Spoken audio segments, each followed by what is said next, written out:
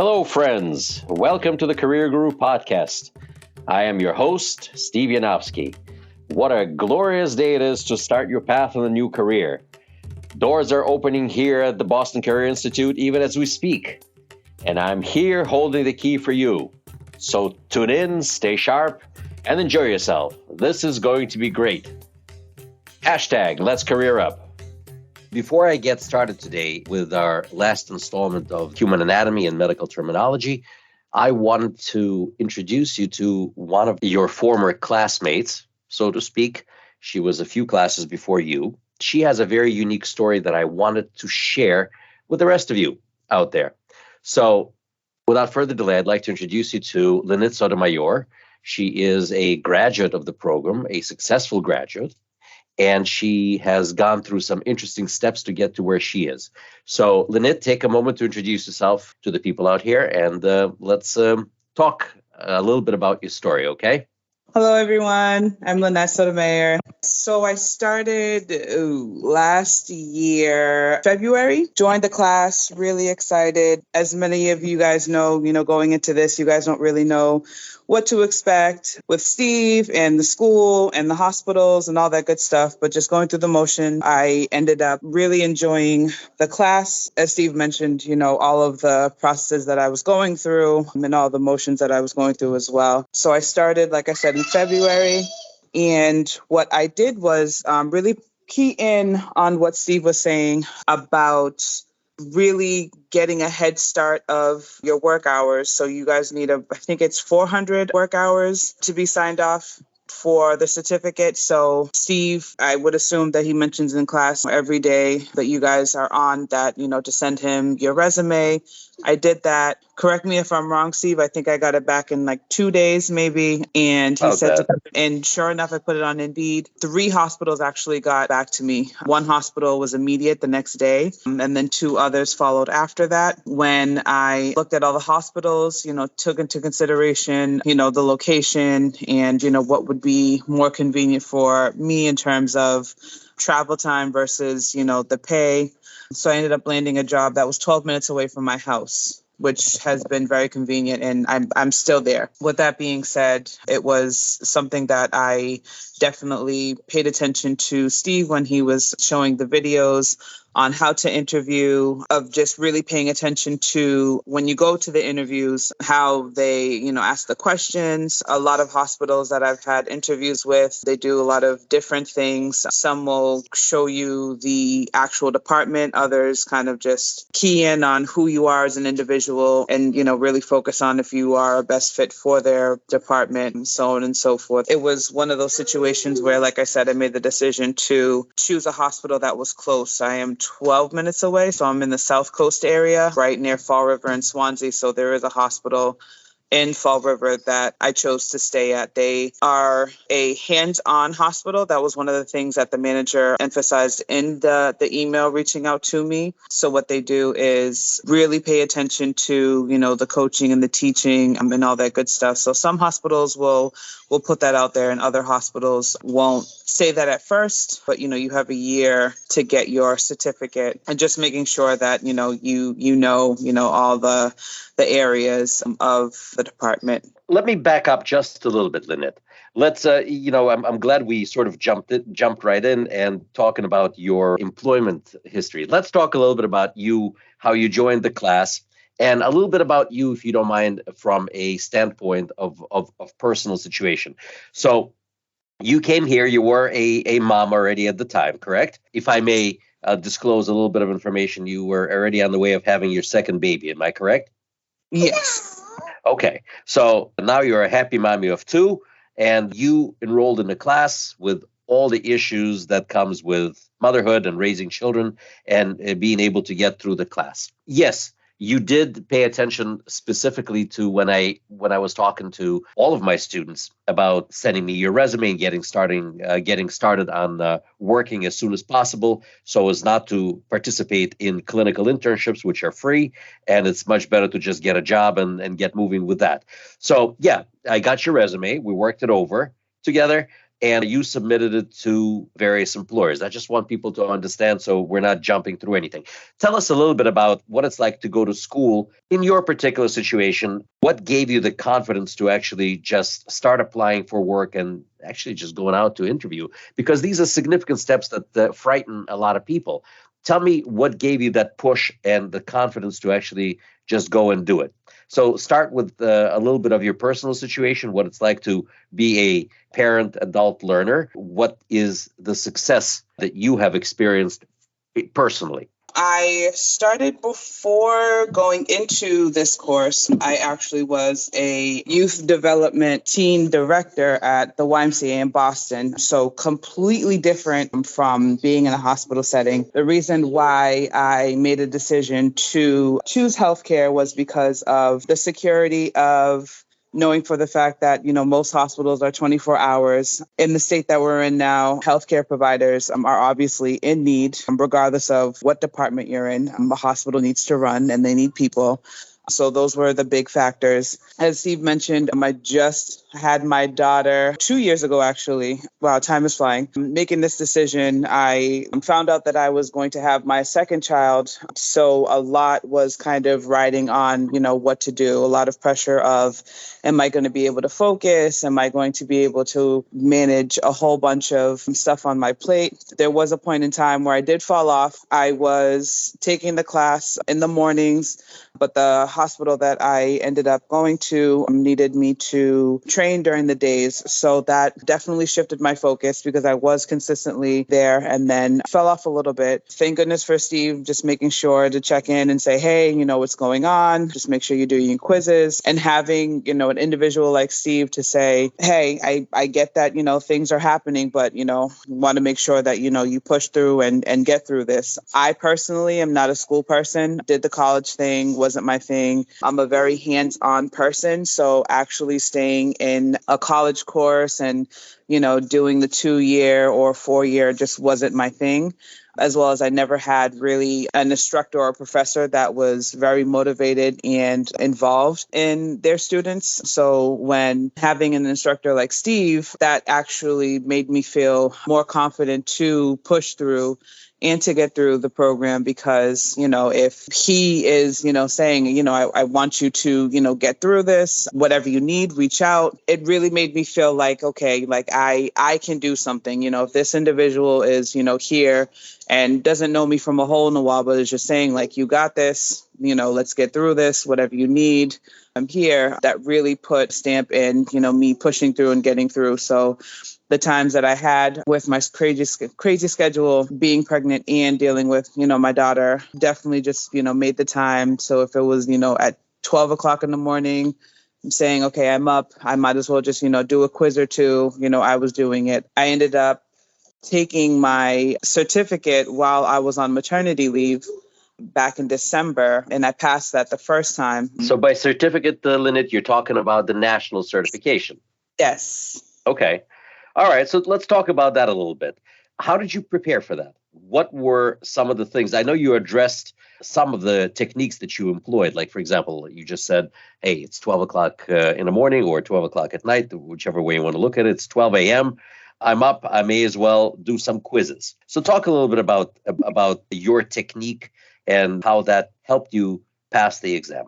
So because of the fact that I was working, a lot of the things that we were going in class, kind of just hand in hand, muscle memory. So the things that we were going through, I would then apply that to what I was doing at work, which was extremely helpful. I will say if I did not have the job, and I was just doing it solely based on what I was doing in class, let me take a step back. I don't know what would have been the outcome if I didn't work. I'm always going to, have faith and, everything that I do, with my best foot forward.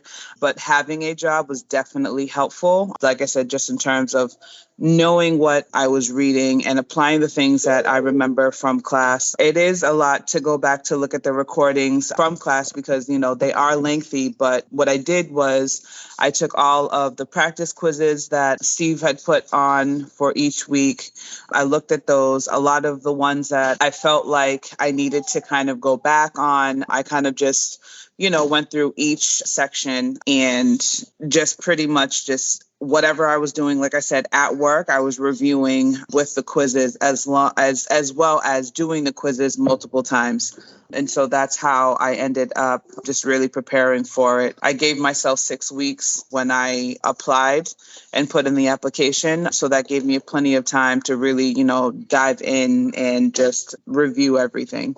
Tell us a little bit about that, the element that when we first discussed your resume and then you applied for a job, and what gave you that push to and the confidence to succeed in that interview? What propelled you forward? What was driving you? What was motivating you to achieve and accomplish for yourself? My first class, when I started, I ended up with all of the do's and the don'ts and the chemicals and how deadly they are. And at first I was like, okay, not really sure if I want to go into this field, knowing for the fact I'm going to be around all of this stuff.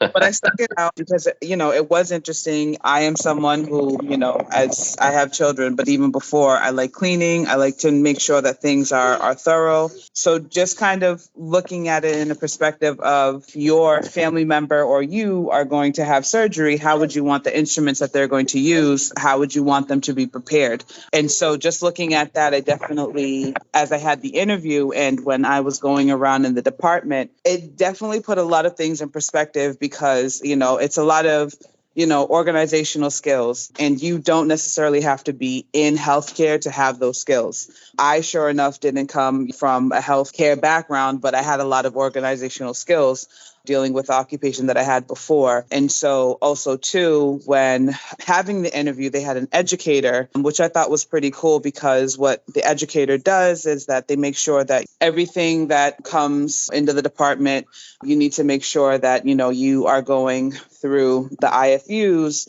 and making sure that you're using or cleaning or, removing, all of that good stuff by what the manufacturer is saying, as well as making sure that you're doing things pretty much like by the book, quote unquote, as well as making sure that you're doing the things in a safe manner. And so for the educator to be there and making sure that, in the department, everything is, up to par, I thought was pretty cool because we could go to the educator and say, hey, I noticed that, this is going on. And, I noticed that we're getting these and, so on and so forth. And so there's multiple people that you can go to make sure that the department runs smooth. Because I don't know how many of you have healthcare background, but dealing with OR is a different, it's a different realm. I think in my first 3 months, I don't know how many times I've gotten yelled at, cussed out and everything else. And I had to have some tough skin just to kind of say, okay, like I get it. Someone's life is on the bed and they have to move in a timely manner. They disclosed all of that in the interview just to make it very clear because it's not something where, it's housekeeping or you're working at the gift shop. It's a lot. And when you have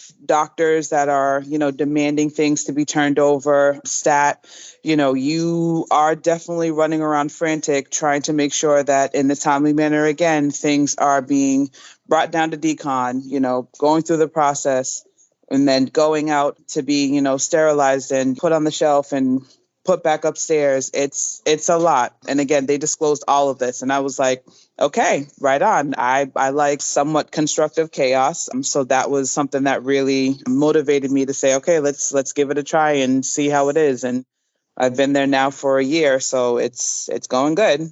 Excellent. And how are you liking it? Do you find this job rewarding personally for yourself?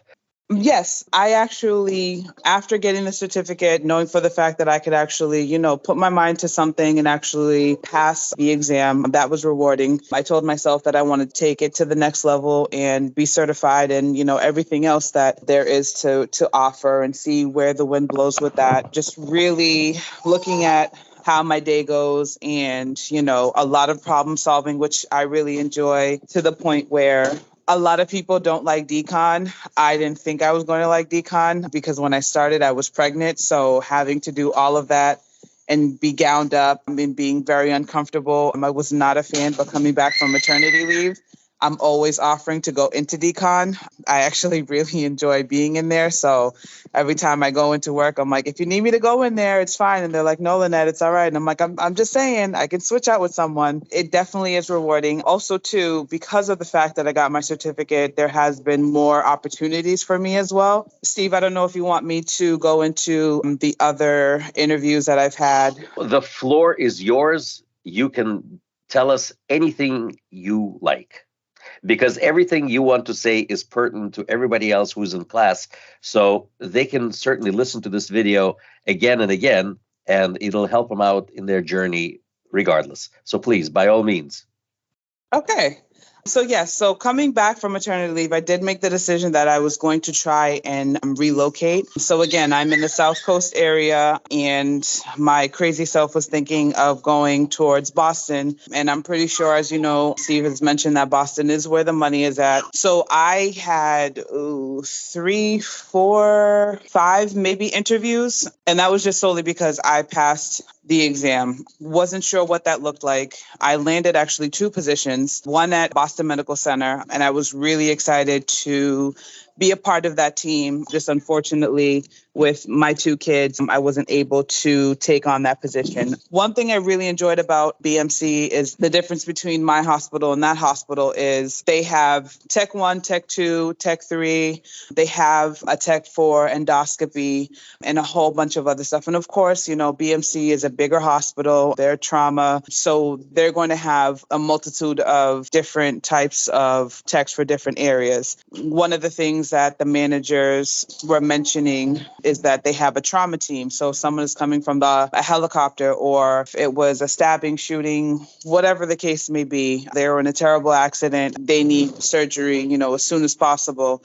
They have a trauma team. And so what you do is typically, it's roughly what they were explaining to me was that you'll see the same cases. So you'll know exactly what trays to pull, what to put on the case, and you actually are interacting with the OR staff and the patient versus my hospital. We interact with the OR staff, but we don't interact with the patients, as well as we all are just standard techs. I know our manager is trying to change that. But that was one of the things that really intrigued me about BMC is that you have room to grow. Not saying that I don't have room to grow over my hospital, because I am getting experience being there. They are all for, the education again, making sure that their techs know obviously what they're doing.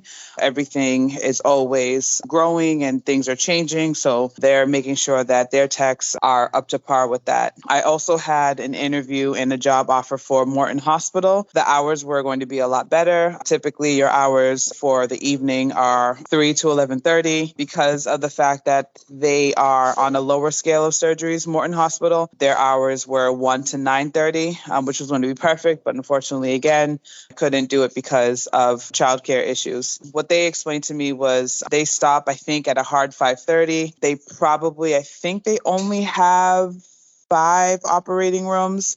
They don't see a lot of cases. I think the most that they see is maybe 20, where BMC, they see about 100. And my hospital, we were seeing about between 20 and 30. Now we're probably seeing like 40, 50, because a lot of our doctors are running later. So it was, again, a hard decision to decline those positions. But I realized that with me getting my certification, a lot of doors opened up. I believe I had another a job offer for another hospital. I forget what it was. But yeah, it's just, like I said, knowing for the fact that I got my certification, knowing for the fact that, I put myself out there and, hospitals wanted me, and I didn't have much experience, but it was based on, me as an individual and me as someone who they felt like would be a great fit going into their department was a big key factor. Excellent. That's lovely. Well, that sounds great. What is it that I know you'd mentioned that you enjoy or you like working in decontamination area. Tell us a little bit about what you enjoy about the field as a whole. Just knowing for the fact that you're contributing to the patient and, the overall results is very rewarding. I know oftentimes when I see cases and then they have my name on it from the trays that I have wrapped, I'm like, oh, they're going to use that. Or, oh, I'm going to bring this case up because, OR just got called in for an emergency and now I have to go pick the case and personally give it to, the nurses. So it's very rewarding in that aspect, knowing, like I said, that you are contributing to the success of the patient. Let me ask you another quick question, if I may. So I know you had mentioned in the beginning that college wasn't quite your thing.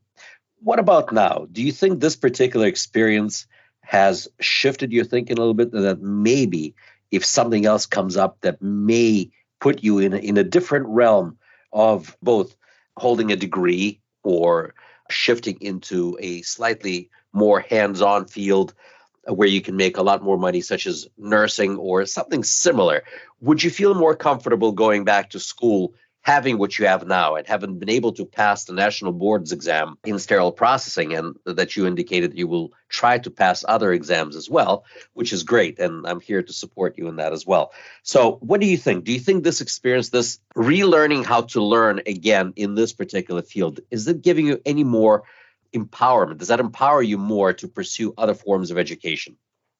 Yes. So I will be very honest with all of you guys. I have noticed that going into this field is very much overlooked. I think the problem is that people in general in a hospital don't realize that if there is no sterile processing, then the hospital does not run. And when they say that, sterile processing is the heart of the hospital, that's exactly, it's very true to the meeting. And so having that certification under my belt, I definitely have considered, like I said, taking the other certifications as well as looking into other departments because of the fact that I have that experience, of sterile processing, surgical tech, scrub tech, if you will. But there has been other departments that I've looked at as well. And in getting my certification was one of those things where I was really excited that I got it, but felt like it wasn't necessarily a big deal because when you get your nursing, degree, it's a big deal. You have your pinning ceremony and everything else. And at one point I was just like, oh, it's not really a big deal. But when I had my interview at Morton Hospital, I realized that, if I remember correctly, they are in a system where they were hiring individuals who didn't have their certification versus individuals who did have their certification. And I think that it's, if you have your certification, you get a little bit more money. But I think what I gathered from that was that you took the time to get the education. You took the time to, really key in on being successful and learning about, the department. So a lot of places were looking at it as a standpoint of, okay, so you're willing and able to learn and grow because this field is growing and they're always changing with, say that they're using a tray or, instruments, and they say that they've been using it for 30 years. Someone's reevaluating that. And then they say, you know what? Well, we were using this for 30 years now. Now here's something that's new and improved. And now you're going to have education on it. And so with that being said, it was a really, really good thing that I stuck to it. I stuck with it with everything going on in my life. And I wholeheartedly will be continuing my education, whether it's, becoming a nurse or something else. I know that in most of my interviews, which was very surprising to me in this field, I did have a few managers saying that they can see me as a leader, which surprised me because I'm like, it's the health field and, there's a lot to it. But for, individuals to see me, see my character and see the potential of becoming a manager, some type of, leadership position was really motivating to just kind of stick with it and see where the wind blows with it. Wonderful. Thank you, Lynnit. I think this is wonderful for our students to hear. So I really appreciate you coming here today and helping to inspire the next group of people going out there and doing things by the numbers. I want to tell other people here in class that we do have your student who is in class with you, who did exactly what Lynnit is doing. And I don't want to throw her under the bus, but she did exactly that, and she is working, and she's accepting more and more responsibilities as the day goes on. And the folks at the hospital where she works, they have trust and faith in her to even give her supervisory training while she is there. Everything can happen for you. So start early. As soon as possible, send me your resumes. Let's talk about employment. Let's talk about career growth and interviewing and so on and so forth. And I'm here to support you. And I want you to succeed for personal reasons, because I'd like to see my students succeed. I want you to be happy. I want you to be financially secure. And of course, for selfish reasons, where I know that when you succeed, you will send people to this program so they can be where you are and join in on the great things happening within this field. As Lynnit mentioned during the conversation, that it is somewhat overlooked, but people are beginning to realize it. As I mentioned to you before, surgeries make up 60% of revenue collected in the hospital, and you are responsible for all that taking place. 60% of all revenue. So if you take all other departments, they're all very important. You take things like emergency departments, you take the labor and delivery, all these things which bring patients in, clients in. But the business end of the hospital functions around mostly the operating room. That's where the magic happens. And this is where you are. And as Lynnit mentioned about some of the hospitals who are beginning to include the sterile processing technicians, I know Lynnit mentioned the Boston Medical Center, for example. They're trying to push the sterile processing department into the realm of the perioperative team, so you don't feel quite so remote, so you feel connected. So the quality of the output of the work improves because you're part of that team, not just somebody working in some basement of the hospital or remote location in the hospital where the instruments are. No, you're part of that team. You're a major part of that team, and without you, nothing happens. So just keep that in mind. Lynnit, thank you so much. You're welcome to come back anytime to talk to us and stay in touch with me. Let me know if I can help you and support you. Thanks again. Truly appreciate you being here. Very proud of you. Oh, thank you so much. And I just want to say one thing before I leave. Really take advantage of Steve and his resources, because they definitely get you far. I did want to mention also just how powerful, Steve is, in this realm of this field. I have a coworker who didn't take the class at all, but Steve has multiple videos on YouTube. So he came across Steve's videos and he took his exam this week. And because he was listening to Steve, and again, not one of Steve's students, but because of the fact that Steve has a whole bunch of content out there, he passed his exam with the help of those videos. So a proven fact that what Steve is giving you guys works. If I didn't listen to Steve and I was just kind of like, oh, I'll get a job whenever I want to put it out there, I want to be, able to pay for my house. But B, more importantly, I wouldn't have opened up all of these opportunities that I've had come so far. So please don't hesitate to reach out to him at all. Definitely will tell you 10 o'clock p.m. is the cutoff time to reach out to me. But in the middle of the night and you're like, oh my gosh, I'm freaking out, reach out to him, not in the middle of the night, but reach out to him and just say, hey, I need, some guidance. And for sure, he will definitely support you guys. So just know that he is there for you for your success. Wow, thank you. It's much better than any shameless self-promotion that I could come up with.